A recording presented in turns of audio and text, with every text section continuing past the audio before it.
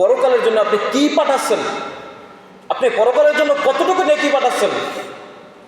আপনি চায়ের দোকানে যখন বসেন ঘন্টার পর ঘন্টা, এই যে গপ্প মারতেছেন, এই যে গপ মারতেছেন, এই যে সিনেমা দেখতেছেন, এই যে নাটক দেখতেছেন, এই যে আপনি নর্তকীদেরকে দেখতেছেন, ঘন্টার পর ঘন্টা আপনি সেখানে বসে আছেন। এমন একটা চিকন টুল যেখানে ঠিক মতো বসা যায় না, আপনি সেখানে বসে ঘন্টার পর ঘন্টা সেগুলো দেখতেছেন। আপনার চার দোকানে বসলে একটু ঝিমানি আসে না? মসজিদে আসলে আপনি ঘুমিয়ে যান। কয় মিনিট ভাই? 40 মিনিট 45 মিনিটের জন্য মসজিদে আসেন, খতিব সাহেব খুতবা দেয়, আলোচনা করে, আপনি ঘুমিয়ে আসেন। আপনি চার দোকানে ঘন্টার পর ঘন্টা বসে থাকেন, আপনার তো ঘুম আসে না? মসজিদে আসলে এত ঘুম কিসের আপনার? ও যুবক ভাই, আপনি যখন দুপুর 2টার সময় ঘর থেকে খাবার দাবার খেয়ে বের হন, রাত 10টা 11টা 12টার সময় ঘরে ঢুকেন, আপনার রবের ইবাদত কোথায় গেল? আপনার রবের ইবাদত কোথায় গেল? কোন বন্ধু বান্ধবের পিছনে ঘুরতেছেন আপনি? আর জান্নাতি ব্যক্তি জান্নাতে ঢুকবে, জান্নাতে প্রবেশ করবে, তাকে বলা হবে তোমরা দুনিয়াতে যা কিছু করেছিলে এর বিনিময়ে তুমি খাও এবং পান করো। কতটুকু খাবে? তৃপ্তি সহকারে খাবে। যা মনে চায় তাই খাও, যা মনে চায় তাই পান করো। কিসের জন্য ভাই এটা? রব চাহে জিন্দিগি যাপনের জন্য। আপনি রব চাহে জিন্দিগি যাপন করেন, রব যেভাবে যেটা চেয়েছেন, যেই ইবাদত যেভাবে করতে হবে আপনি সেই ইবাদতটা সেভাবে করেন, আপনি জান্নাতের ভিতরে শান্তিতে থাকতে পারবেন, পরকালে আপনি শান্তিতে থাকতে পারবেন। আর যদি আপনি দুনিয়াতে আপনার মন চাহে জিন্দিগি যাপন করেন, পরকালে আপনার জন্য ভয়াবহ শাস্তি আছে। দেখেন আল্লাহ সুবহানাহু ওয়া তাআলা যারা জাহান্নামী, যারা দুনিয়াতে তাদের মন চাহে জিন্দিগি যাপন করেছে, এখন মনে চায় না নামাজে যাওয়ার জন্য, সেই জন্য সে মসজিদে যায় না। এখন মনে চায় না যে ইবাদত করি, এখন মনে চায় না যে তাসবিহ তাহলিল করি, একটু কোরআন তেলাওয়াত করি, মনে চায় না। তার মন চাহে জিন্দিগি যাপন করেছিল দুনিয়াতে। রাসূল সাল্লাল্লাহু আলাইহি ওয়াসাল্লাম বলতেছেন, এই দুনিয়া হলো মুমিনের জন্য জেলখানা এবং কাফেরদের জন্য হয়েছে জান্নাত। জান্নাতে, এই যে জান্নাতের বিবরণ আপনাদেরকে দিলাম, তুমি খাও পান করো, যেথায় খুশি সেটায় যাও, তৃপ্তি সহকারে খাও। তুমি এখন স্ত্রী সহবাস করতে চাও, সহবাস করো। তোমার এখন ঘুমাইতে মনে চায়, তুমি ঘুমাও। তোমার এখন খাইতে মনে চায়, তুমি খাও। তোমার যা করতে মনে চায় তুমি তাই করো। তুমি কোথায় যাবা? তোমার বাবা মার সাথে দেখা করবা, যাও তোমার বাবা মার সাথে, যাও তোমার বন্ধু বান্ধবের সাথে, যাও তাদের সাথে গিয়ে দেখা করো। এটা কাদের জন্য? যারা দুনিয়াতে বসে রব চাহে জিন্দিগি যাপন করেছিল তাদের জন্য। আর যারা মন চাহে জিন্দিগি দুনিয়াতে বসে যাপন করেছিল তাদের জন্য কি? রাসূল সাল্লাল্লাহু আলাইহি ওয়াসাল্লাম বলতেছেন যে মুমিনের জন্য দুনিয়া হলো জেলখানা। জেলখানায় বসে যা ইচ্ছা তাই করা যায় না। জেলখানায় বসে যা ইচ্ছা তাই করা যায় না। জেলের যে রক্ষীরা আছে, জেলের যে পরিচালনা যারা আছে, তারা যেভাবে যেটা বলে সেইভাবে সেটা করতে হয়। তা আপনি মুমিন, আপনি মুসলিম, আপনি ইমানদার, আপনি এই দুনিয়াতে আছেন, আপনি আপনার রব যেভাবে চেয়েছেন সেইভাবে আপনি ইবাদত করবেন, আপনার রাসূল যেভাবে বলেছেন সেইভাবে আপনি ইবাদত করবেন। কিন্তু তা না করে আপনি দুনিয়াতে কাফেরদের মতো, এখন নামাজ আজান হয়ে গেছে আপনি মসজিদে আসেন না, এখন রমজান মাস আপনি সিয়াম পালন করতেছেন না, আপনার বিভিন্ন অজুহাত, রমজান মাস আসলে আপনার গ্যাস্ট্রিক বেড়ে যায়, বিভিন্ন ধরনের অসুখ আপনার বেড়ে যায়, রমজান মাস আসলে বিভিন্ন অজুহাত আপনার চলে আসে, আপনি রবের ইবাদত করতে পারেন না। আপনার ভিতরে পর্দা নাই, খুশিতে নাই, লেনদেন মুআমালাত কিছুই ঠিক নাই, আপনার ওয়াদা ঠিক নাই, আপনার ওয়াদা ঠিক নাই, যেগুলো মুনাফিকের লক্ষণ। আপনি ওয়াদা দিচ্ছেন, আপনার ওয়াদা ঠিক নাই। আল্লাহ সুবহানাহু ওয়া তাআলা আমাদের হেফাজত করুক। ইন্নাল হামদালিল্লাহি নাহমাদুহু ওয়া নাস্তাঈনুহু ওয়া নাস্তাগফিরুহু ونعوذ بالله من شرور أنفسنا ومن سيئات أعمالنا من يهده الله فلا مضل له ومن يضلله فلا هادي له أشهد أن لا إله إلا الله وحده لا شريك له وأشهد أن محمدا عبده ورسوله। প্রিয় উপস্থিতি, আজ আমাদের খুতবার বিষয়বস্তু মুহাসাবাতুন নফস, যা বিগত 2 জমা দ্বারা দিয়ে আসছি। বিগত জুমায় আমরা শুনেছিলাম আমাদের আত্মসমালোচনা কিভাবে করতে হবে, আল্লাহ সুবহানাহু ওয়া তাআলার কাঠগড়ায় আমাদেরকে দাঁড়াতে হবে, পরকালের সাবান, পরকালের নেকি এই দুনিয়া থেকে আমাদেরকে কামাই করে নিয়ে যেতে হবে। আল্লাহ সুবহানাহু ওয়া তাআলা কুরআনুল কারীমের ভিতরে বলতেছেন,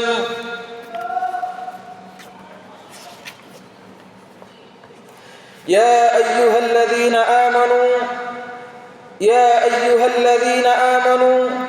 ইন্না আজওয়াজাকুম ওয়া আওলাদুকুম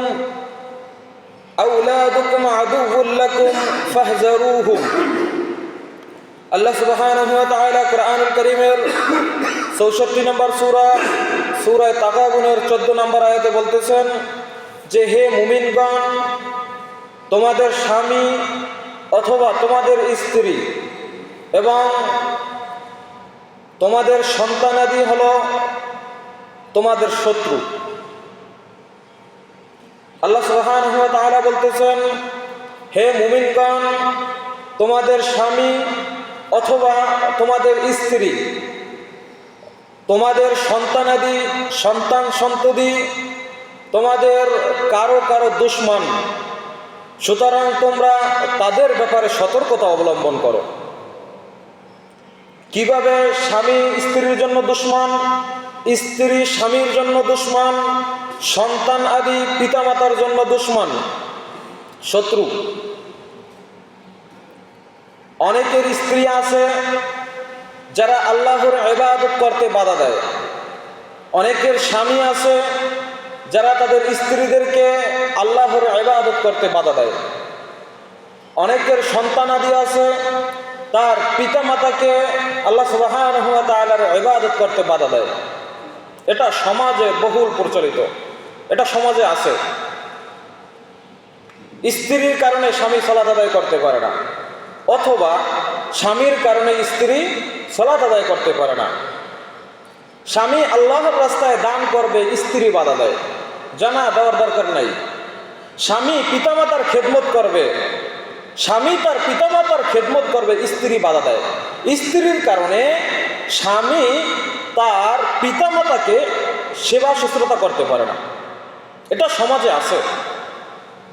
তাহলে কি হলো? আল্লাহ তাআলা নিজে বলতেছেন, রাসূল সাল্লাল্লাহু আলাইহি ওয়াসাল্লাম বলেছেন যে তোমরা তোমাদের পিতা মাতাকে সম্মান করো। আল্লাহ তাআলা বলতেছেন তোমরা তোমাদের পিতা এবং মাতার সাথে শব্দ ব্যবহার করো না। এমন একটি মাতা অথবা পিতা আদেশ করলো, সন্তান তুমি রাগে ক্ষোভে শব্দ ব্যবহার করিও না। অথবা বাবা মা এমন একটি আদেশ করেছে, এমন একটি কথা বলেছে, সে রাগে শব্দ ব্যবহার করেছে। আমরা তো কত গালিগালাজ করি, কত গালিগালাজ করে পিতামাতারে আল্লাহ তাআলা শব্দ ব্যবহার করতেও নিষেধ করেছেন। অথচ আল্লাহ তাআলা বলতেছেন তোমাদের স্ত্রী কোনো কোনো পুরুষের জন্য শত্রু, কোনো কোনো স্বামী তার স্ত্রীর জন্য শত্রু। কিভাবে? আল্লাহর ইবাদতে বাধা দেয়।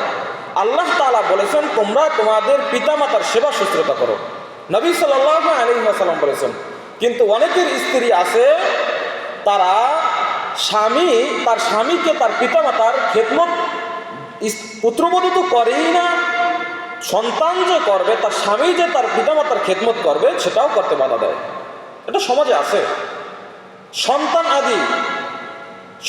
আদি শত্রু, আল্লাহর ইবাদতের উদ্দেশ্যে রওনা দিচ্ছে, কিন্তু সন্তান আদি এই মুহূর্তে এমন একটি অঘটন ঘটিয়েছে যে এই পিতা অথবা এই মাতা আল্লাহর ইবাদতের ভিতরে বাধা পড়ে গেছে, শত্রু।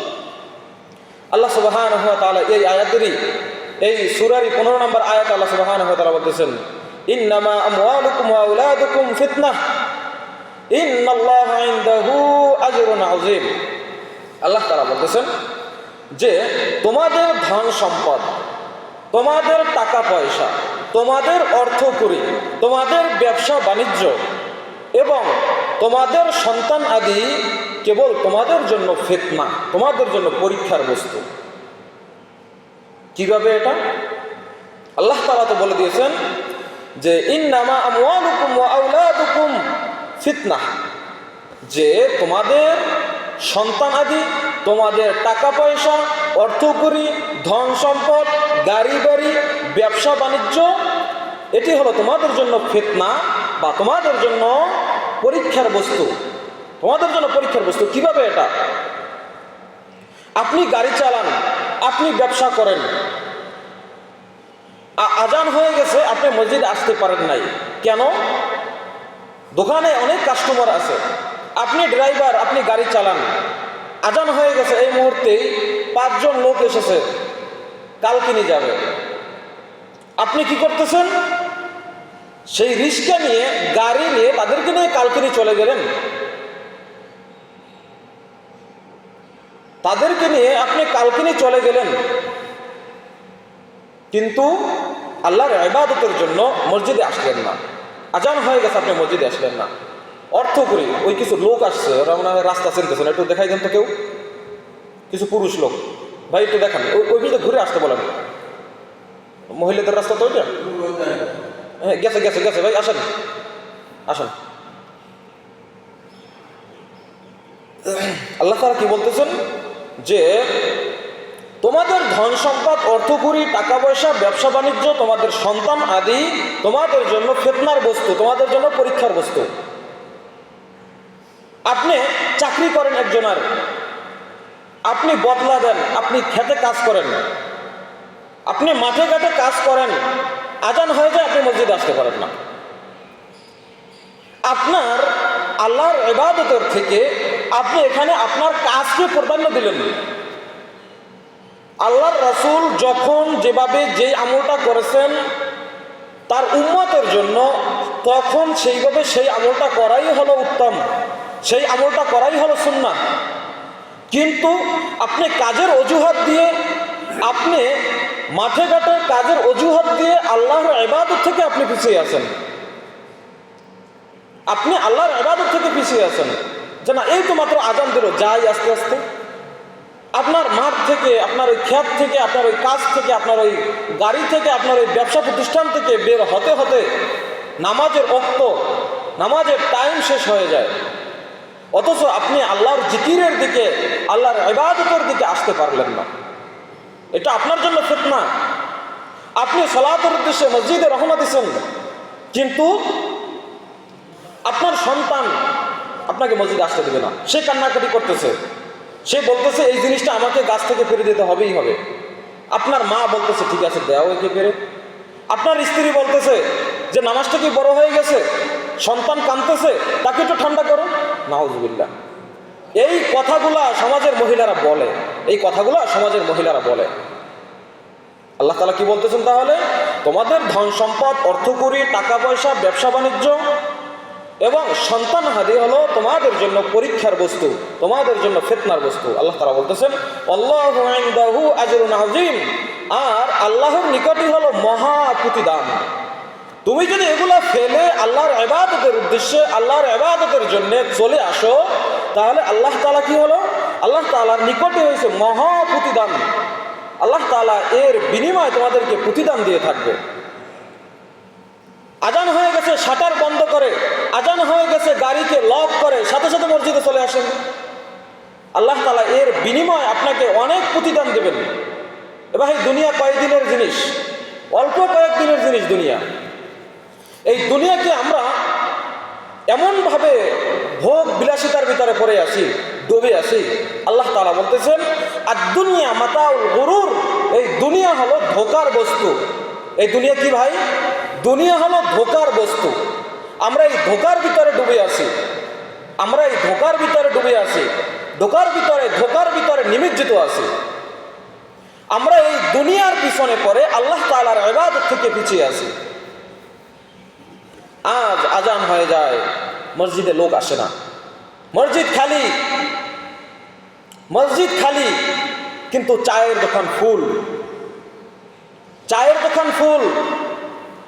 মসজিদে আজান হয়ে গেছে, মসজিদে লোক নাই। বাজারে সাপের খেলা দেখাচ্ছে, সেখানে লোকের কোনো অভাব নাই। বাজারে তাবিজ বেচতেছে গান বাজিয়ে, সেখানে লোকের কোনো অভাব নাই, লোকে লোকারণ্য, কিন্তু মসজিদে আসতে পারে না, আল্লাহর ইবাদতের দিকে আসতে পারে না। আল্লাহ তাআলা কি বলতেছেন? তোমাদের টাকা পয়সা অর্থকরী এগুলো হলো তোমাদের জন্য ফিতনার বস্তু। এই দুনিয়া হলো একটি ধোঁকার বস্তু। কিন্তু আমরা এটা বুঝি না। আপনার সামনে থেকে আপনার দাদা দুনিয়া থেকে চলে গেল, আপনার সামনে থেকে আপনার বাবা, আপনার মা, আপনার চাচা, আপনার চাচি, আপনার নানা, আপনার নানি, আপনার পাড়া প্রতিবেশী, আত্মীয় স্বজন এই দুনিয়া থেকে বিদায় হয়ে যাচ্ছে।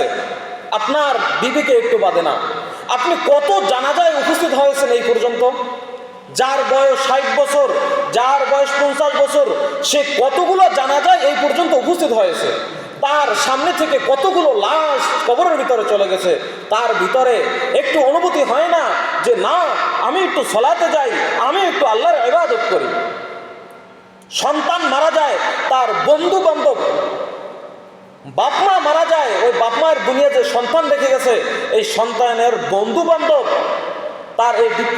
তার এই যে চিন্তা ভাবনা, মা চলে গেছে, বাবা চলে গেছে, এই চিন্তা দূর করার জন্য বন্ধু বলতেছে চল একটু সিগারেট খেয়ে আসি, চল একটু গাঁজা খেয়ে আসি, চল একটু বারে যাই। এগুলো সমাজে আছে ভাই, সমাজে আছে। প্রিয় হাজিরিন, আল্লাহ সুবহানাহু ওয়া তাআলা সূরা হাক্কর ভিতরে বলতেছেন ইয়াউমা ইযিন তুরাজুনা লা তাখফা মিনকুম খাফিয়া, 18 নম্বর আয়াত। সেখানে আল্লাহ সুবহানাহু ওয়া তাআলা বলতেছেন সেই দিন, কিয়ামতের দিন তোমাদের উপস্থিত করা হবে এবং তোমাদের কিছুই গোপন করা হবে না। তোমরা দুনিয়াতে যা করতেছো সব কিছুই স্পষ্ট দেখতে পাবে, কোনো কিছুই গোপন করা হবে না, কোনো গোপনতাই গোপন করা হবে না।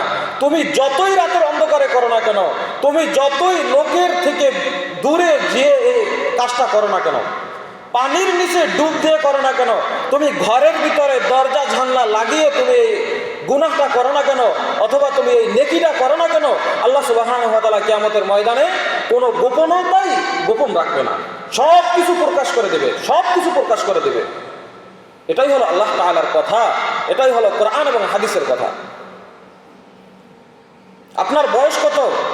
20, 30, 40, 50, 60, 70, আপনি এখন পর্যন্ত আল্লাহর ইবাদতের দিকে আসতে পারেন না। আপনি আপনার রবের সাথে কি করতেছেন? রবের সামনে উপস্থিত হতে হবে। আল্লাহ সুবহানাহু ওয়া তাআলা এই সূরার পরের আয়াতে বলতেছেন ফাআম্মা মান উতিয়া কিতাবাহু বিয়ামিনিহি, অতঃপর যার আমলনামা তার ডান হাতে দেওয়া হবে। ভালো করে শুনবেন। অতঃপর এই যে কিয়ামতের ময়দানে সমস্ত মানুষ উপস্থিত হবে এবং তার কোনো গোপনতাই গোপন রাখা হবে না, সব কিছু প্রকাশ হয়ে যাবে এই যে কিয়ামতের ময়দানে। তারপরে আল্লাহ তাআলা বলতেছেন ফাআম্মা মান উতিয়া কিতাবাহু বিয়ামিনিহি, তারপরে যার আমলনামা তার ডান হাতে দেওয়া হবে, ফায়াকুলু হাউমুকরাউ কিতাবিয়া, সে বলবে, যার আমলনামা তার ডান হাতে আসবে সে বলবে দেখো দেখো দেখো আমার আমলনামা দেখো, আজ আমার পরীক্ষার রেজাল্ট দেখো কত সুন্দর, আমি গোল্ডেন এ প্লাস পেয়েছি, আমি প্রত্যেকটা সাবজেক্টে, আমি সালাতে, আমি রোজায়, আমি নামাজে, আমি হজে, আমি যাকাতে, কর্তা পুশিদা, লেনদেন, মুআমালাত, মুআশারাত, সব যত ইবাদত আছে, জিকির, আজকার, তাসবিহ, তাহলিল, প্রত্যেকটা ইবাদতে আমি 100তে 100 পেয়েছি, দেখো আমার আমলনামা দেখো। সে তার চেহারা কত সুন্দর হবে, তার চেহারার ভিতরে থাকবে হাসি, সে মানুষকে বলবে দেখো দেখো আমার আমলনামা দেখো, কত সুন্দর আমার আমলনামা এসেছে, কত সুন্দর আমার রেজাল্ট এসেছে দেখো। এই রেজাল্ট দেখার পরে তার পাড়া প্রতিবেশী, আত্মীয় স্বজন, বন্ধু বান্ধব একই মসজিদে সালাত আদায় করেছে, একই বাজার থেকে বাজার করেছে, একই ইমামের পিছনে সালাত আদায় করেছে, একই সাথে মসজিদে এসেছে, তারা বলবে কি অবস্থা, তোমার আমলনামা এত সুন্দর হলো কি করে, কিভাবে তোমার আমলনামা এত সুন্দর হলো? ওই লোক বলবে ইন্নী যানানতু আন্নী মুলাকিন হিসাবিয়া। আল্লাহু আকবার। আল্লাহ তাআলা বলতেছেন আমি জানতাম যে ওই ব্যক্তি বলবে যার আমলনামা ডান হাতে, সে বলবে আমি জানতাম আমাকে অবশ্যই আমার হিসাবের সামনে খাড়াতে হবে, অবশ্যই আমার হিসাবের সম্মুখীন হতে হবে, এটা আমি জানি। এই জন্য আমি রব চাহে জিন্দেগি যাপন করেছি, রব যেভাবে চেয়েছে সেইভাবে আমার জীবনটাকে আমি পরিচালনা করেছি। কিন্তু তুমি কি করেছো? তুমি লোক দেখানোর জন্য জীবনকে পরিচালনা করেছো, তোমার মন চাহে জিন্দেগি তুমি পরিচালনা করেছো। কিন্তু আমি দুনিয়াতে বসে জানতাম আমাকে একদিন এই হিসাবের সম্মুখীন হতে হবে, এই জন্য আমি কি করেছি? আমি আমার রব চাহে জিন্দেগি যাপন করেছি, আমার রব যেভাবে যেটা চেয়েছে সেইভাবে সেই আমলটি করেছি, রবকে রাজি খুশি করার জন্য আমি আমল করেছি। কিন্তু তুমি করেছো কি? তোমার মন চাহে জিন্দেগি তুমি যাপন করেছো। দেখেন, যার আমলনামা তার ডান হাতে আসবে, তাকে প্রশ্ন করবে মানুষ, তোমার আমলনামা কিভাবে এত ভালো হলো, তোমার পরীক্ষার রেজাল্ট এত কি করে ভালো হলো, কি করে এত সুন্দর হলো? সে কি বলবে? যে এটা আমার দৃঢ় বিশ্বাস ছিল যে আমি আমার হিসাব নিকাশের সম্মুখীন হব, এটা আমার দৃঢ় বিশ্বাস ছিল। এই জন্য আমি রব চাহে জিন্দেগি যাপন করেছি, রব যেভাবে যেটা চেয়েছেন সেইভাবে সেই আমলটি করেছি। প্রিয় হাজিরিন, পরের আয়াতে আল্লাহ সুবহানাহু ওয়া তাআলা বলতেছেন, ফাহুয়া ফি আইশাতির রাদিয়াহ, আল্লাহ তাআলা বলবেন সুতরাং সে যেন সন্তোষজনক জীবন যাপন করে। যার আমলনামা ডান হাতে, সে যেন সন্তোষজনক জীবন যাপন করে। আল্লাহ তাআলা বলতেছেন ফি জান্নাতিন আলিয়া, সে কোথায় সন্তোষজনক জীবন যাপন করবে? ফি জান্নাতিন আলিয়া, সুমহান জান্নাতের ভিতরে। সুবহানাল্লাহি ওয়া বিহামদিহি সুবহানাল্লাহিল আযীম। কোথায় ভাই? জান্নাতের ভিতরে। আল্লাহ তাআলা বলতেছেন কুতুফুহা দানিয়া, তার ফল রাশি, ফলগুলো, খাবার দাবার তার একেবারে নিকটে থাকবে, একেবারে নাগানে থাকবে। সে বসে আছে, তার মুখের কাছে ফল ঝুলবে, হাত দিয়েও ছুরি খেতে হবে না, কারণ সে দুনিয়াতে রব চাহে জিন্দেগি যাপন করেছিল। একেবারে শুয়ে আছে, মুখের কাছে ফল থাকবে, যা ইচ্ছা তাই পাবে। জান্নাতের ভিতরে যা ইচ্ছা তাই পাবে, যখন যেটা যেভাবে চাবে তখন সেটা সেভাবে আল্লাহ তাআলা প্রস্তুত করে রাখবেন। কেন? দুনিয়াতে আমি তোমাদেরকে সৃষ্টি করেছি কেন? পরীক্ষার জন্য। কে আহসানু আমালা, উত্তম আমল করে।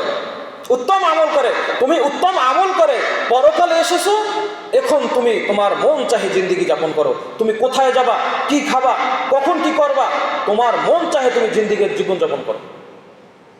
এটা হলো জান্নাতীদের জন্য। আল্লাহ সুবহানাহু ওয়া তাআলা এই সূরা হাক্কার 24 নম্বর আয়াতে বলতেছেন কুলু ওয়াশরাবু হানিআম বিমা আসলাফতুম ফিল আইয়ামিল খালিয়া। আল্লাহ তাআলা বলবেন যে খাও এবং পান করো তৃপ্তি সহকারে। তুমি দুনিয়াতে আমি যেভাবে বলেছি সেইভাবে তো জীবনযাপন করেছো, তাই এখন তুমি কি করো? তুমি খাও, যা মনে চায় তাই খাও, যা মনে চায় তাই পান করো, যত দূর মনে চায় খাও, যত দূর মনে চায় তুমি পান করো। আল্লাহ তাআলা বলতেছেন যে এটা তৃপ্তি সহকারে খাও। তোমার যতক্ষণ পর্যন্ত তৃপ্তি না হবে ততক্ষণ পর্যন্ত তুমি এটা খেতে থাকো এবং পান করতে থাকো। আল্লাহ তাআলা বলতেছেন তারপরে যে তোমরা অতীত দিন সমূহে যা কিছু করেছিলে, দুনিয়ার ভিতরে যা কিছু করেছিলে, এর বিনিময়ে তোমরা এগুলো খাও এবং পান করো। এখন আপনি কি করতেছেন? পরকালের জন্য আপনি কি পাঠাচ্ছেন? আপনি পরকালের জন্য কতটুকু নেকি পাঠাচ্ছেন? আপনি চায়ের দোকানে যখন বসেন ঘন্টার পর ঘন্টা, এই যে গপ্প মারতেছেন, এই যে সিনেমা দেখতেছেন, এই যে নাটক দেখতেছেন, এই যে আপনি নর্তকীদেরকে দেখতেছেন, ঘন্টার পর ঘন্টা আপনি সেখানে বসে আছেন। এমন একটা চিকন টুল যেখানে ঠিক মতো বসা যায় না, আপনি সেখানে বসে ঘন্টার পর ঘন্টা সেগুলো দেখতেছেন। আপনার চার দোকানে বসলে একটু ঝিমানি আসে না? মসজিদে আসলে আপনি ঘুমিয়ে যান। কয় মিনিট ভাই? 40 মিনিট 45 মিনিটের জন্য মসজিদে আসেন, খতিব সাহেব খুতবা দেয়, আলোচনা করে, আপনি ঘুমিয়ে আসেন। আপনি চার দোকানে ঘন্টার পর ঘন্টা বসে থাকেন, আপনার তো ঘুম আসে না? মসজিদে আসলে এত ঘুম কিসের আপনার? ও যুবক ভাই, আপনি যখন দুপুর 2টার সময় ঘর থেকে খাবার দাবার খেয়ে বের হন, রাত 10টা 11টা 12টার সময় ঘরে ঢুকেন, আপনার রবের ইবাদত কোথায় গেল? আপনার রবের ইবাদত কোথায় গেল? কোন বন্ধু বান্ধবের পিছনে ঘুরতেছেন আপনি? আর জান্নাতি ব্যক্তি জান্নাতে ঢুকবে, জান্নাতে প্রবেশ করবে, তাকে বলা হবে তোমরা দুনিয়াতে যা কিছু করেছিলে এর বিনিময়ে তুমি খাও এবং পান করো। কতটুকু খাবে? তৃপ্তি সহকারে খাবে। যা মনে চায় তাই খাও, যা মনে চায় তাই পান করো। কিসের জন্য ভাই? এটা রব চাহে জিন্দিগি যাপনের জন্য। আপনি রব চাহে জিন্দিগি যাপন করেন, রব যেভাবে যেটা চেয়েছেন, যেই ইবাদত যেভাবে করতে হবে আপনি সেই ইবাদতটা সেভাবে করেন, আপনি জান্নাতের ভিতরে শান্তিতে থাকতে পারবেন, পরকালে আপনি শান্তিতে থাকতে পারবেন। আর যদি আপনি দুনিয়াতে আপনার মন চাহে জিন্দিগি যাপন করেন, পরকালে আপনার জন্য ভয়াবহ শাস্তি আছে। দেখেন আল্লাহ সুবহানাহু ওয়া তাআলা যারা জাহান্নামী, যারা দুনিয়াতে তাদের মন চাহে জিন্দিগি যাপন করেছে, এখন মনে চায় না নামাজে যাওয়ার জন্য, সেই জন্য সে মসজিদে যায় না। এখন মনে চায় না যে ইবাদত করি, এখন মনে চায় না যে তাসবিহ তাহলিল করি, একটু কোরআন তেলাওয়াত করি, মনে চায় না। তার মন চাহে জিন্দিগি যাপন করেছিল দুনিয়াতে। রাসূল সাল্লাল্লাহু আলাইহি ওয়াসাল্লাম বলতেছেন, এই দুনিয়া হলো মুমিনের জন্য জেলখানা এবং কাফেরদের জন্য হয়েছে জান্নাত। জান্নাতে, এই যে জান্নাতের বিবরণ আপনাদেরকে দিলাম, তুমি খাও পান করো, যেথায় খুশি সেটায় যাও, তৃপ্তি সহকারে খাও। তুমি এখন স্ত্রী সহবাস করতে চাও, সহবাস করো। তোমার এখন ঘুমাইতে মনে চায়, তুমি ঘুমাও। তোমার এখন খাইতে মনে চায়, তুমি খাও। তোমার যা করতে মনে চায় তুমি তাই করো। তুমি কোথায় যাবা? তোমার বাবা মার সাথে দেখা করবা, যাও তোমার বাবা মার সাথে, যাও তোমার বন্ধু বান্ধবের সাথে, যাও তাদের সাথে গিয়ে দেখা করো। এটা কাদের জন্য? যারা দুনিয়াতে বসে রব চাহে জিন্দিগি যাপন করেছিল তাদের জন্য। আর যারা মন চাহে জিন্দিগি দুনিয়াতে বসে যাপন করেছিল তাদের জন্য কি? রাসূল সাল্লাল্লাহু আলাইহি ওয়াসাল্লাম বলতেছেন যে মুমিনের জন্য দুনিয়া হলো জেলখানা। জেলখানায় বসে যা ইচ্ছা তাই করা যায় না। জেলখানায় বসে যা ইচ্ছা তাই করা যায় না। জেলের যে রক্ষীরা আছে, জেলের যে পরিচালনা যারা আছে, তারা যেভাবে যেটা বলে সেইভাবে সেটা করতে হয়। তা আপনি মুমিন, আপনি মুসলিম, আপনি ইমানদার, আপনি এই দুনিয়াতে আছেন, আপনি আপনার রব যেভাবে চেয়েছেন সেইভাবে আপনি ইবাদত করবেন, আপনার রাসূল যেভাবে বলেছেন সেইভাবে আপনি ইবাদত করবেন। কিন্তু তা না করে আপনি দুনিয়াতে কাফেরদের মতো, এখন নামাজ আজান হয়ে গেছে আপনি মসজিদে আসেন না, এখন রমজান মাস আপনি সিয়াম পালন করতেছেন না, আপনার বিভিন্ন অজুহাত, রমজান মাস আসলে আপনার গ্যাস্ট্রিক বেড়ে যায়, বিভিন্ন ধরনের অসুখ আপনার বেড়ে যায়, রমজান মাস আসলে বিভিন্ন অজুহাত আপনার চলে আসে, আপনি রবের ইবাদত করতে পারেন না। আপনার ভিতরে পর্দা নাই, খুশিতে নাই, লেনদেন মুআমালাত কিছুই ঠিক নাই, আপনার ওয়াদা ঠিক নাই, আপনার ওয়াদা ঠিক নাই, যেগুলো মুনাফিকের লক্ষণ। আপনি ওয়াদা দিচ্ছেন, আপনার ওয়াদা ঠিক নাই। আল্লাহ সুবহানাহু ওয়া তাআলা আমাদের হেফাজত করুক। প্রিয় হাজিরিন, আল্লাহ সুবহানাহু ওয়া তাআলা বলতেছেন, ওয়া আম্মা মান উতিয়া কিতাবাহু বিশিমালিহি, কিন্তু যার আমলনামা বাম হাতে চলে আসবে। এতক্ষণ শুনলাম যার আমলনামা ডান হাতে আসবে তার কি প্রতিদান, আর এখন আমরা শুনবো যে যার আমলনামা বাম হাতে চলে আসবে তার কি ক্ষতি, তার কি প্রতিদান আল্লাহ সুবহানাহু ওয়া তাআলা রেখেছেন। আল্লাহ তাআলা বলতেছেন, ওয়া আম্মা মান উতিয়া কিতাবাহু বিশিমালিহি, কিন্তু যার আমলনামা তার বাম হাতে দেওয়া হবে, সে বলবে ফায়াকুলু ইয়া লাইতানি লাম উতা কিতাবিয়া, সে আফসোস করে বলবে, হায় আজ যদি আমার আমলনামা আমাকে না দেখানো হতো, আজ যদি আমার আমলনামা না দেওয়া হতো, আমার জন্য কতই না ভালো হতো। সে দুনিয়াতে বসে আল্লাহর ইবাদত করে নাই, রাসূলের তরিকায় চলে নাই, নিজেরা তরিকা বানিয়ে তার উপরে চলেছে, রাসূলের তরিকায় চলে নাই, সিরাতাল মুস্তাকিমের উপরে চলে নাই, তারা চলেছে দুনিয়াবি নিজেরা তরিকা বানিয়ে, রাস্তা বানিয়ে, বিভিন্ন ধরনের আরো আবিজাবি বানিয়ে তার উপরে চলাফেরা করেছে। তারা রবের দেওয়া রাস্তায় তারা চলে নাই, রাসূলের দেওয়া রাস্তায় তারা চলে নাই, রাসূলের দেওয়া রাস্তায় তারা চলে নাই। আল্লাহ তাআলা বলতেছেন যে ওয়াম্মা মান উতিয়া কিতাবাহু বিশিমালিহি, যার আমলনামা বাম হাতে চলে আসবে, ফায়াকুলু ইয়া লাইতানি লাম উতা কিতাবিয়া, হায় হায় হায় আমার আফসোস, আমাকে যদি আজকে আমার আমলনামা না দেওয়া হতো তাহলে আমার জন্য কতই না ভালো হতো। প্রিয় হাজিরিন, দেখেন এই পরপর কয়েকটা আয়াতের ভিতরে আল্লাহ সুবহানাহু ওয়া তাআলা কি বলতেছেন, ওয়ালাম আদরি মা হিসাবিয়া, এবং আমি যদি আমার হিসাব না জানতাম, আমি দুনিয়াতে কি করেছি আমি যদি আজকে না জানতাম, আমার জন্য কতই না ভালো হতো। আমি যদি না জানতাম আমার হিসাব, সেই সময় আফসোস করে কোনো লাভ হবে না, সেই সময় আফসোস করে কোনো লাভ হবে না। আরবিতে একটা প্রবাদ বাক্য আছে, যদিও এইটা হাদিস হয়ে সমাজের ভিতরে চলতেছে, কিন্তু এটা হাদিস না, আরবি একটা প্রবাদ বাক্য, সেটা আছে কি, আর দুনিয়া মাজরাতুল আখিরা, দুনিয়া হলো পরকালের শস্যক্ষেত্র। এই দুনিয়া হলো পরকালের শস্যক্ষেত্র। আপনি প্রবাসে যান, আপনি বিদেশে যান, বিদেশে যাওয়ার পরে কি সারাদিন ঘুমান আর খান? না এই বাংলাদেশের জন্য, আপনার দেশের জন্য, আপনার পরিবারের জন্য আপনি কিছু টাকা পয়সা অর্থ করি পাঠান? কিসের জন্য যান প্রবাসে? ঘুমানোর জন্য? মন চাহে জিন্দিগি যাপন করার জন্য?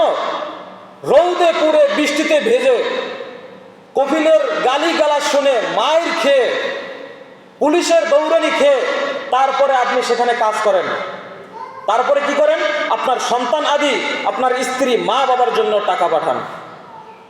আপনি 10 বছর 20 বছর বিদেশ খেয়ে আসেন, বিদেশে থেকে আসেন, টাকা পয়সা অনেক কিছু উপার্জন করে নিয়ে আসেন বাংলাদেশের জন্য, আপনার দেশের জন্য।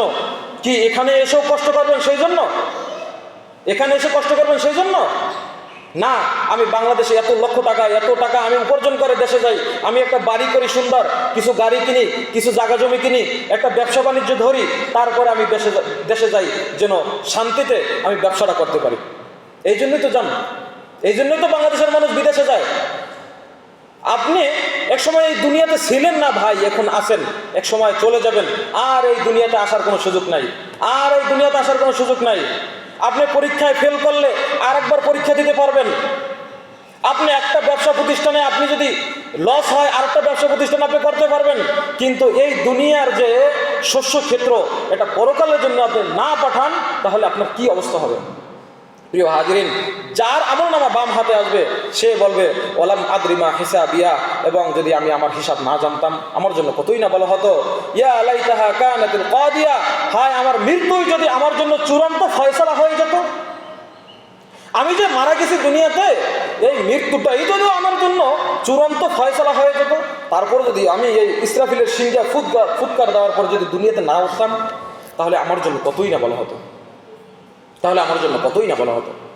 প্রিয় হাজিরিন, আল্লাহ তাআলা পরের আয়াতগুলো বলতেছেন মা আগনা আন্নি মালিয়া, আমার ধন সম্পদ, অর্থ করি, টাকা পয়সা আমার কোনোই কাজে আসে নাই। আমি এই দুনিয়াতে আল্লাহর ইবাদত বাদ দিয়ে রাসূলের তরিকায় না চলে আমি যে অর্থ করি, টাকা পয়সা, গাড়ি বাড়ি, নারী যে অর্জন করেছি, এগুলো আমার কোনোই কাজে আসলো না, কোনোই কাজে আসলো না। আজান হয়ে গেছে, আমি যে 2 টাকা আমি বেশি পাওয়ার কারণে আমি দোকান বন্ধ না করে আমি দোকানেই বসেছিলাম।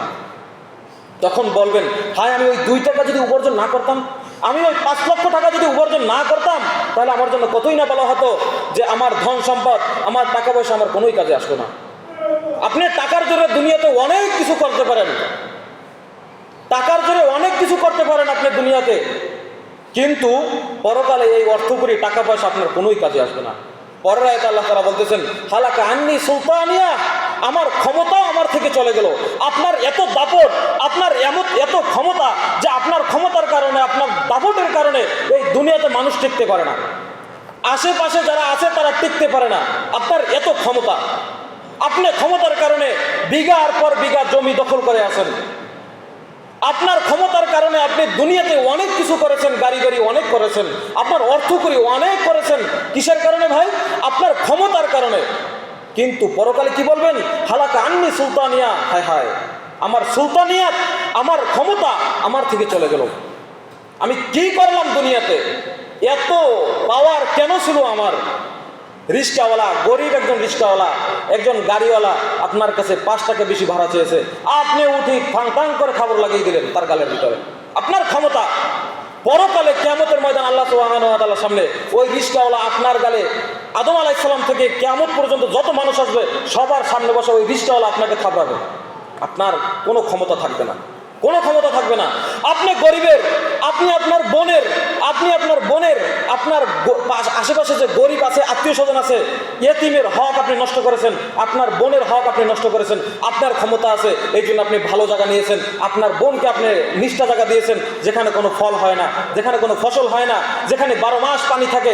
আপনি এই যে অন্যায় করেছেন, আপনার মেয়ের সাথে অন্যায় করেছেন, আপনার বোনের সাথে অন্যায় করেছেন, আপনার ক্ষমতা ছিল, আপনার বোন আপনাকে কিছু করতে পারে নাই, আপনার সন্তান দিয়ে আপনাকে কিছু করতে পারে নাই, আপনি আপনার বড় ছেলেকে জায়গা না দিয়ে ছোট ছেলেকে দিয়েছেন, ছোট ছেলেকে জায়গা না দিয়ে বড় ছেলেকে দিয়েছেন, আপনি ভিন্ন চোখে দেখেছেন। কিয়ামতের ময়দানে এই ক্ষমতা আপনার কোনো কাজে আসবে না, ক্ষমতা সব চলে যাবে, ক্ষমতা সব চলে যাবে। আপনি যতটুকুই নেকি অর্জন করেছেন তাকে দিয়ে দিতে হবে। ওই যে আপনার গরিব বোন তাকে দিতে হবে, ওই যে আপনার গরিব দুলাভাই তাকে দিয়ে দিতে হবে, ওই যে আপনার পাশের বাড়ির যে গরিব লোকটা তাকে দিয়ে দিতে হবে। কেন? আপনি দুনিয়াতে আপনার ক্ষমতার জোরে, আপনার টাকা পয়সার জোরে আপনি বিঘার পর বিঘা, শতাংশের পর শতাংশ আপনি জমি দখল করে আছেন। আপনার কোনো ক্ষমতাই কাজে আসবে না। আপনার এক ফোনে অনেক কিছু হয়ে যায়, শুধু একটা টেলিফোন, শুধু একটা মোবাইলের করার মাধ্যমে অনেক কিছু আপনি করতে পারেন, কিন্তু কিয়ামতের ময়দান আপনার এই ক্ষমতা আপনার কোনো কাজে আসবে না, কোনোই কাজে আসবে না। অতএব আমাদেরকে ন্যায়পরায়ণতা, আমাদেরকে সত্যবাদিতা হতে হবে, ন্যায়পরায়ণ হতে হবে। কিয়ামতের ময়দানে আল্লাহ তাআলার আরশের বিশেষ ছায়ার নিচে 7 শ্রেণী ব্যক্তি ছায়া পাবে। তার ভিতরে 1 নম্বরে এখানে রাসূল সাল্লাল্লাহু আলাইহি ওয়াসাল্লাম নামাজের কথা বলে নাই, 1 নম্বরে এখানে তিনি হজ যারা আদায় করে তাদের কথা বলে নাই, দান সদকা যারা করে তাদের কথা বলে নাই। 1 নম্বরে বলেছেন যারা আদেল, যারা ন্যায়পরায়ণ ইমামের কথা বলেছেন, ন্যায়পরায়ণ শাসকের কথা বলেছেন, ইমামুল আদেল ন্যায়পরায়ণ শাসকের কথা বলেছেন। আপনি ন্যায়পরায়ণ হয়ে যান, আপনি আপনার বোনের ঠিক মতো জায়গাটা ভাগ করে দেন, আপনার এতিম যে আছে তাকে তার জায়গাটা ভাগ করে দেন, গরিব যে আছে আপনি বিচার করতে গেছেন, বড় লোক আপনাকে 1000 টাকা বেশি দিয়েছে, আপনি রায় তার পক্ষে দিয়ে দিয়েছেন, অথচ আপনি জানেন যে এই জমি এই ছোট লোকের বা এই গরিবের, আপনি এই বড় লোককে জায়গাটা দিয়ে দিচ্ছেন। কারণ 1000 টাকার কারণে। এই যে একটু আগে বললাম মা আগনা আন্নি মালিয়া, ধন সম্পদ অর্থ করি আমার কোনোই কাজে আসলো না। কি উপার্জন করলাম? 1000 টাকা, 5000 টাকা, 10,000 টাকার বিনিময়ে আমি এই জমিটা, আমি জানি যে এই গরিব লোকের, আমি এই গরিব লোককে না দিয়ে আমি কি করলাম? বড় লোককে দিয়ে দিলাম। কয়েক টাকার বিনিময়? 5000 টাকার বিনিময়। আপনার এই টাকা, আপনার এই ক্ষমতা আপনার কোনোই কাজে আসবে না। আপনি দুনিয়াতে বসার ওয়াদা দিয়েছেন, আমি 25% জমি অমুকের কাছে দিয়েছি, লিখিত নিয়েছেন কাগজ কলমে, তারপরে আপনার সাক্ষী আছে, টাকা পয়সা সবই নিয়েছেন। এখন দেখতেছেন 10 বছর পরে জমির দাম অনেক বেড়ে গেছে, এখন আপনি 5% জমি কম দিচ্ছেন। আপনি না ইমানদার, আপনি না মুসলিম, আপনি মারা যাবেন না? আপনার বাবা না মারা গেল? কতটুকু জায়গা নিয়ে আপনার দাদা মারা গেল? 3.5 হাত জায়গা, শুধু 3.5 হাত, 3.5 হাত জায়গা, বেশি নিয়ে যাইতে পারে নাই। আপনার মা দুনিয়া থেকে চলে গেছে, 3.5 হাত জায়গা নিয়ে চলে গেছে। কয় টাকার কাপড় ছিল তার কাফনে? তার যে পোশাক পরিয়ে কবরের ভিতরে রেখেছেন, কয় টাকার কাপড় ছিল তার শরীরের ভিতরে? কি ক্ষমতা আর কি অর্থ করি, কোনো কিছুই কাজে আসবে না। প্রিয় উপস্থিতি, আল্লাহ তাআলা বলতেছেন খুজুহু ফাগুল্লুহু, আল্লাহ তাআলা ফেরেশতাদেরকে বলবে একে ধরো, একে বেরি পরাও, এর গলায় রশি পরিয়ে দাও, এর গলায় বেরি পরিয়ে দাও এবং একে ধরো। আল্লাহ তাআলা পরের আয়াতে বলতেছেন সুম্মাল জাহিমা সল্লু, অতঃপর তাকে জাহান্নামের ভিতরে নিক্ষেপ করো। নাউযুবিল্লাহ। আপনার এই অর্থ করি, টাকা পয়সা, আপনার এই ক্ষমতা, আপনার এত কিছু পরকালে কোনো কাজে আসবে না, পরকালে কোনো কাজে আসবে না। আল্লাহ তাআলা বলবেন খুজুহু ফাগুল্লুহু, তাকে ধরো, তাকে বেরি পরাও, সুম্মাল জাহিমা সল্লু, অতঃপর তাকে জাহান্নামের ভিতরে নিক্ষেপ করো, অতঃপর তাকে জাহান্নামের ভিতরে নিক্ষেপ করো। আল্লাহ তাআলা পরের আয়াতে বলতেছেন সুম্মা ফি সিলসিলাতিন যারউহা 70 যিরাআন ফাসলুকুহু, আল্লাহ তাআলা বলতেছেন পুনরায় তাকে বাঁধো, এমন একটা শিকল দিয়ে বাঁধো যার দৈর্ঘ্য হবে, যার লম্বা হবে 70 হাত। আল্লাহ তাআলা বলবেন এই অপরাধীদেরকে, এই যে অপরাধী তাদেরকে বলবে তাকে ধরো, তাকে বেরি করাও, তাকে জাহান্নামে নিক্ষেপ করো, অতঃপর তাকে এমন একটি শিকল দিয়ে বাঁধো যে শিকলটার লম্বা, যে শিকলটার দৈর্ঘ্য হবে 70 হাত।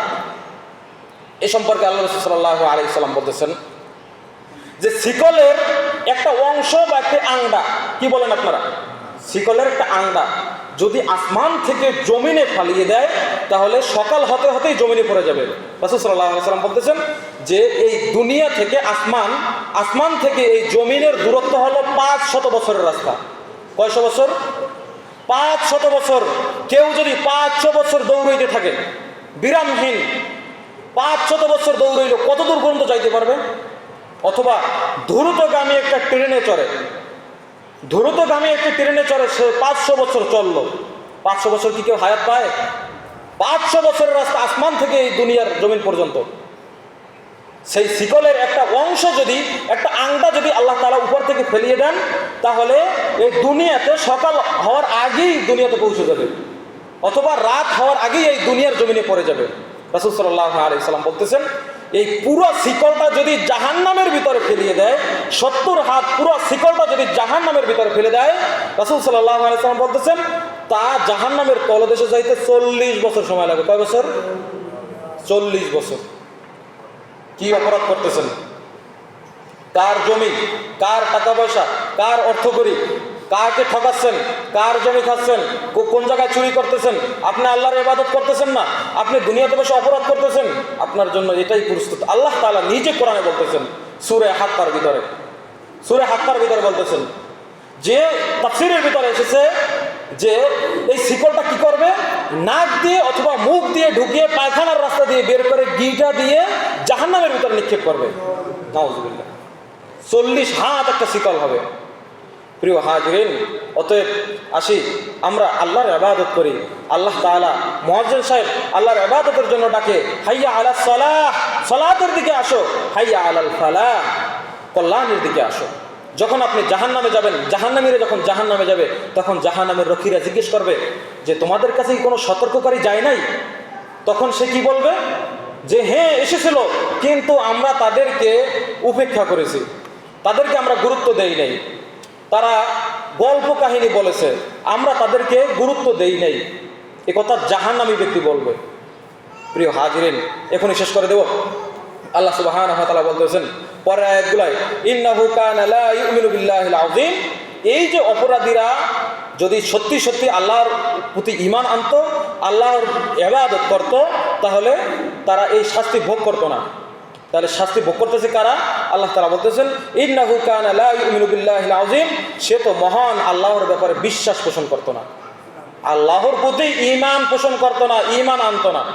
সে যদি আল্লাহর উপর ঈমানই আনতো, সে যদি পরকালের উপর ঈমানই আনতো, সে যদি আল্লাহর কাঠগড়ায় থাকার, কাঠগড়ায় ওঠার যদি ঈমানই আনতো, তাহলে সে 5 ওয়াক্ত সালাত আদায় করতো, সে তার বাড়িতে পর্দা পুশিদা করতো, তার মেয়ে ঢ্যাং ঢ্যাং করে রাস্তায় রাস্তায় ঘুরতো না, তার স্ত্রী রাস্তায় ঢ্যাং ঢ্যাং করে ঘুরতো না, তার মা রাস্তায় ঢ্যাং ঢ্যাং করে ঘুরতো না, বেহায়া নির্লজ্জক মহিলাদের মতো রাস্তায় রাস্তায় ঘুরতো না।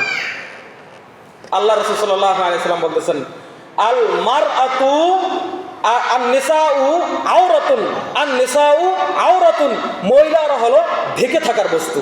মহিলারা কি ভাই? ঢেকে থাকার বস্তু, ঢেকে রাখার বস্তু। তার মাথা থেকে পায়ের তলা পর্যন্ত তারা সব সময় আপাতমস্তক ঢেকে থাকবে। যখনই বাইরে বের হবে, যখনই ভিন পুরুষের কাছে যাবে বা অন্য কোনো মানুষের কাছে যাবে, যখনই আত্মীয় স্বজনের বাড়িতে যাবে, মাথার তালু থেকে পায়ের তলা পর্যন্ত ঢেকে তারা বের হবে। মহিলারা হলো ঢেকে থাকার বস্তু। কুকুর তার শরীর ঢেকে রাখে না, শূকর তার শরীর ঢেকে রাখে না, শিয়াল তার শরীর ঢেকে রাখে না, গরু তার শরীর ঢেকে রাখে না। তাই যে সমস্ত মহিলারা তার শরীরকে ঢেকে রাখে না, তারা হলো ওই শূকর, ওই কুকুর, ওই গরু, ওই ছাগলের মতো। কারণ তারা তাদের লজ্জাস্থান দেখিয়ে দেখিয়ে রাস্তায় রাস্তায় হাঁটে। কুকুর তার লজ্জাস্থান দেখিয়ে রাস্তায় রাস্তায় দৌড়ায়, আর এই মহিলাও তার লজ্জাস্থান দেখিয়ে রাস্তায় রাস্তায় দৌড়ায়, ঘোরে। এদের জন্যই জাহান্নাম প্রস্তুত আছে, এদের জন্যই জাহান্নাম। এখন আপনি কি করবেন? আপনার স্ত্রী, আপনার বোন, আপনার মেয়ে, আপনার অধীনস্থ, তাদেরকে আপনি কি করবেন? রাসূল সাল্লাল্লাহু আলাইহি ওয়াসাল্লাম বলেছেন 3 শ্রেণীর ব্যক্তি জান্নাতে যাবে না। তার ভিতরে একটা হলো যে তারা দায়ুস। দায়ুস কাকে বলে? রাসূল সাল্লাল্লাহু আলাইহি ওয়াসাল্লাম বলতেছেন, যেই পুরুষ তার পরিবারে বেহায়াপনা চালু করলো, বেহায়াপনা দেখেও নিষেধ করলো না, তারাই হলো দায়ুস। ওই পুরুষও জাহান্নামে যাবে, ওই পুরুষের সাথে সাথে ওই মহিলাও জাহান্নামে যাবে। প্রিয় মা এবং বোন, আপনি কি চান আপনার বাবা জাহান্নামে যাক? আপনি কি চান আপনার স্বামী জাহান্নামে যাক? আপনার বাবা যদি আগুনের ভিতরে, দুনিয়ায় আগুনের ভিতরে জ্বলতে থাকে, আপনি ছটফট করতে থাকেন। আপনার স্বামী যদি দুনিয়ার ভিতরে কোনো আগুনের ভিতরে পড়ে যায়, কোনো বিপদের মধ্যে পড়ে যায়, আপনি ছটফট করেন। আপনার সন্তানাদি যদি আগুনের ভিতরে পড়ে যায়, আপনি ছটফট করেন। কিয়ামতের ময়দানে লক্ষ কোটি মানুষের সামনে, আদম আলাইহিস সালাম থেকে কিয়ামত পর্যন্ত যত মানুষ আসবে, তার সামনে ওই জাহান্নামের ভিতরে জ্বলবে। তখন আপনি কিভাবে থাকবেন? তখন আপনি কিভাবে থাকবেন? প্রিয় মা এবং বোন, সতর্ক হয়ে যান। রাসূল সাল্লাল্লাহু আলাইহি ওয়াসাল্লাম বলতেছেন, ওই সমস্ত মহিলারা পোশাক পরা অবস্থায় ল্যাংটা, পোশাক পরা অবস্থায় উলঙ্গ। কোন সমস্ত মহিলারা? যারা এমন পোশাক পরলো যেই পোশাকটি পরে পুরুষের দিকে নিজেদেরকে আকৃষ্ট করলো অথবা পুরুষদেরকে নিজেদের প্রতি আকৃষ্ট করলো, ওই সমস্ত মহিলারা পোশাক পরা অবস্থায় উলঙ্গ। ওই সমস্ত মহিলারা পোশাক পরা অবস্থায় উলঙ্গ যারা তাদের চুলকে উটের কুজের মতো মাথার উপরে বাঁধে, এমনভাবে মাথার উপরে খোপা বাঁধলো যে উটের কুজের মতো দেখা যায়, উটের মানে মাথার উপরে একেবারে উঁচু হয়ে আছে। ওই সমস্ত মহিলারা পোশাক পরা অবস্থা উলঙ্গ, তারা জান্নাতে তো যাবে না, জান্নাতের ঘেরানও পাবে না। রাসূল সাল্লাল্লাহু আলাইহি ওয়াসাল্লাম বলতেছেন যে জান্নাতের ঘেরান যদিও এত এত এত এত দূর থেকে পাওয়া যাবে, অনেক দূর থেকে জান্নাতের ঘেরান পাওয়া যাবে, কিন্তু ওই সমস্ত মহিলারা, ওই সমস্ত পুরুষেরা তারা জান্নাতের ঘেরানও পাবে না। জান্নাতে তো যাওয়ার দূরের কথা, জান্নাতের আশেপাশে কি জান্নাতের ঘেরানও পাবে না তারা। নাউজুবিল্লাহ। অতএব আমাদেরকে কি করতে হবে? একমাত্র আল্লাহর ইবাদত করতে হবে। কিভাবে করব? রাসূলের তরিকায় করব। রাসূল যেভাবে যেটা করেছেন সেইভাবে সেটা করতে হবে। না হলে পরকালে আপনার আমার জন্য শাস্তি আল্লাহ সুবহানাহু ওয়া তাআলা প্রস্তুত করে রেখেছেন। আপনি মাসের পর মাস, বছরের পর বছর আপনি সলাতে আসেন না। এই যে এই জুমা থেকে পরের জুমা পর্যন্ত আপনার সলাত করেন তো 35 ওয়াক্ত, কিন্তু আপনি 35 ওয়াক্ত সলাতে আসতেছেন না। আপনি শুধু জুমায় আসেন, আসেন, দেরি করে আসেন। আবার কে আগে মসজিদ থেকে বের হয়ে যাবে, আল্লাহর ইবাদত থেকে কে আগে বের হয়ে যাবে তা নিয়ে দরজার সামনে হুমড়ি খেয়ে পড়ে তাড়াহুড়ো করে মসজিদ থেকে বের হয়ে যায়, আপনার জন্য কি আল্লাহ সুবহানাহু ওয়া তাআলা খালি এই জুমার 2 ওয়াক্ত নামাজ, 2 রাকাত নামাজই ফরজ করে দিয়েছেন? আগের 2 রাকাত সুন্নাত কই? মসজিদে ঢোকার পরে তাহিয়াতুল মসজিদ 2 রাকাত পড়তে হয়, সেগুলো আপনার কোথায়? নামাজের পরে 2 রাকাত অথবা 4 রাকাত সুন্নাত পড়তে হয়, 2 রাকাত অথবা 4 রাকাত, দুটোটাই হাদিস দ্বারা প্রমাণিত। 2 রাকাতও পড়া যায়, 4 রাকাতও পড়া যায়, আপনার সেই নামাজটা কোথায়? সারা সপ্তাহ তো আসেনি নাই, আসছেন জুমার দিন, তাও আসছেন দেরি করে, আবার যাচ্ছেন কার আগে কে বেরিয়ে যাবে। জেলাপি খাওয়ার জন্য মসজিদের সামনে হুমড়ি খেয়ে পড়ে, মিষ্টি খাওয়ার জন্য মসজিদের সামনে হুমড়ি খেয়ে পড়ে। লজ্জা কবে হবে? মৃত্যুর পরে হবে। বারবার আপনাদেরকে একটি কথা বলি যে মৃত্যুর পরে যখন কবরে মানুষ রাখা হয়, লাশ রাখা হয়, তখন একটি দোয়া করে, বিসমিল্লাহি আলা মিল্লাতে রাসূলিল্লাহ, আমি আল্লাহর নামে রাখলাম, রাসূলের তরিকায় রাখলাম। এই লোকটা দুনিয়াতে বসে রাসূলের তরিকায় তো হাঁটেই নাই, অথচ রাসূলের উল্টো করছে। রাসূল যেভাবে যেটা করেছেন সেভাবে তো করেই নাই, উল্টো করছে, সারা জীবন উল্টো পথে চলছে। রাসূল বলছে ডানে যাও, সে গেছে বায়ে। রাসূল বলছে বায়ে যাও, সে গেছে ডাইনে। সারা জীবন উল্টা চলছে। মৃত্যুর পরে বলতেছে যে বিসমিল্লাহি আলা মিল্লাতি রাসূলিল্লাহ। ভাই, দাড়ির কথা বললে কি বলা হয়? যে দাড়ি কি ফরজ বিধান? আরে দাড়ি ফরজ বিধান কি? দাড়ি তো আল্লাহর রাসূল রেখেছেন। দাড়ি আল্লাহর রাসূলের দাড়ি ছিল, সাহাবায়ে কেরামদের দাড়ি ছিল। আপনার দাড়ি কোথায়? আপনি না মারা যাবেন কিছুদিন পরে, আপনি না চাচ্ছেন আমি রাসূল সাল্লাল্লাহু আলাইহি ওয়াসাল্লামের সুপারিশ পেয়ে জান্নাতে যাব? যেই রাসূল, যদিও আজকে খুতবাটা একটু লম্বা হবে, ক্ষমা করবেন আমাকে, রাসূল সাল্লাল্লাহু আলাইহি ওয়াসাল্লামের কাছে, আদম আলাইহিস সালামের কাছে প্রতি জুমায় কিছুদিন পরপরই আপনাদেরকে শোনাই যেন আপনারা একটু সতর্ক হন। পৃথিবীর সমস্ত মানুষ পেরেশান হয়ে যাবে কিয়ামতের ময়দানে, 500 বছর বসে থাকবে, কবর থেকে ওঠার পরে কয়শো বছর? 500 বছর অপেক্ষা করবে। এখনো বিচার কার্য কেন শুরু হয় না? পৃথিবীর সমস্ত মানুষ বলবে যে আমাদের পিতা হলেন আদম আলাইহিস সালাম, আমরা যাই আদমের কাছে যাই, দেখি তিনি আমাদের জন্য কিছু করতে পারে কিনা। যাকে আল্লাহ সুবহানাহু ওয়া তাআলা নিজের হাতে বানিয়েছে, দেখি সে আমাদের জন্য কিছু করতে পারে কিনা।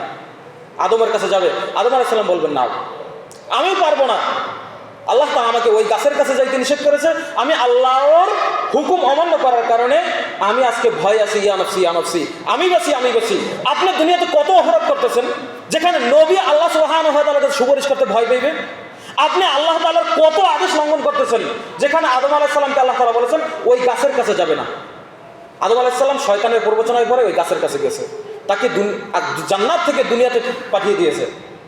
শুধু একটা অপরাধের কারণে আদম আলাইহিস সালাম বলবেন যে না, আমি পারবো না, আমি সুপারিশ করতে পারবো না, যাও তোমরা অন্য নবীর কাছে যাও।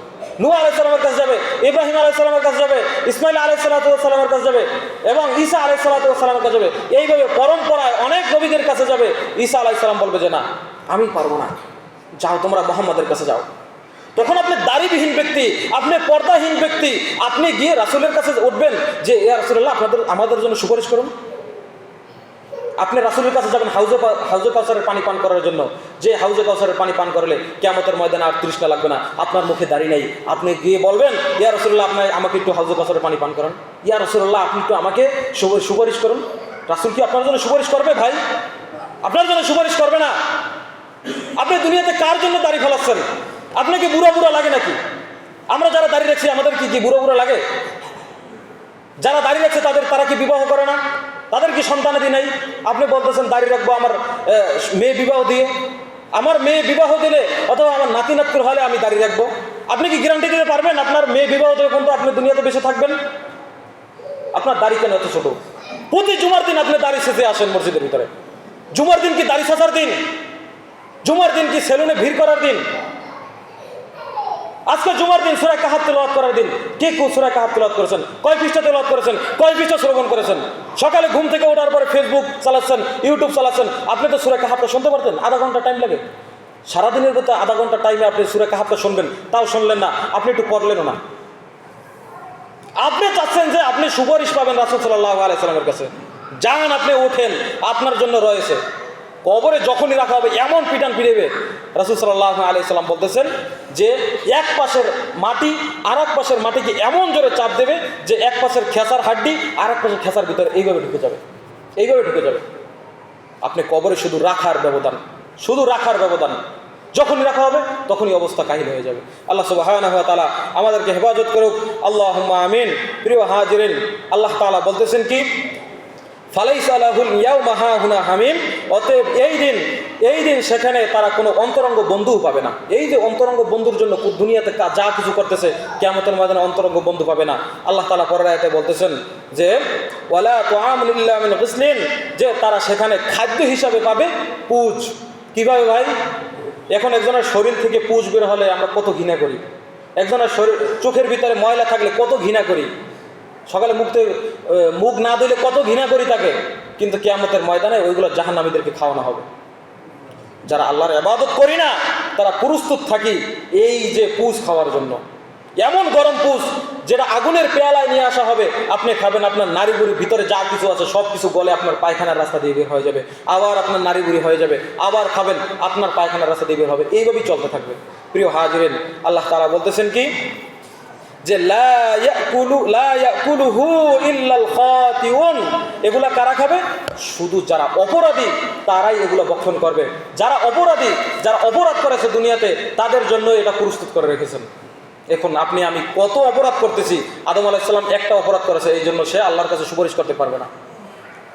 এবং নূহ আলাইহিস সালামকে প্রত্যেকজন নবীকেই একটি করে দোয়া কবুল হওয়ার জন্য একটি দোয়া আছে। নূহ আলাইহিস সালাম দুনিয়াতে বসে দোয়া করেছে, তার জাতিকে আল্লাহ তাআলা ধ্বংস করে দিয়েছে। সে কিয়ামতের ময়দানে বলে আমি অপরাধ করেছি, আমি পারবো না, শুধু একটা অপরাধের কারণে। ভাই, আপনি আমি এই দুনিয়াতে কত অপরাধ করেছি। প্রিয় মা এবং বোন, আপনি এই দুনিয়াতে বসে কত অপরাধ করতেছেন, কত অপরাধ করতেছেন। আপনার জন্য কি হবে? আল্লাহ সুবহানাহু ওয়া তাআলা আমাদের হেফাজত করুক। আল্লাহুম্মা আমিন। সকলকেই 5 ওয়াক্ত সালাত আদায় করার তৌফিক দান করুন। আল্লাহুম্মা আমিন। ওয়া আখিরি দাওয়ানা আলহামদুলিল্লাহি রাব্বিল আলামিন।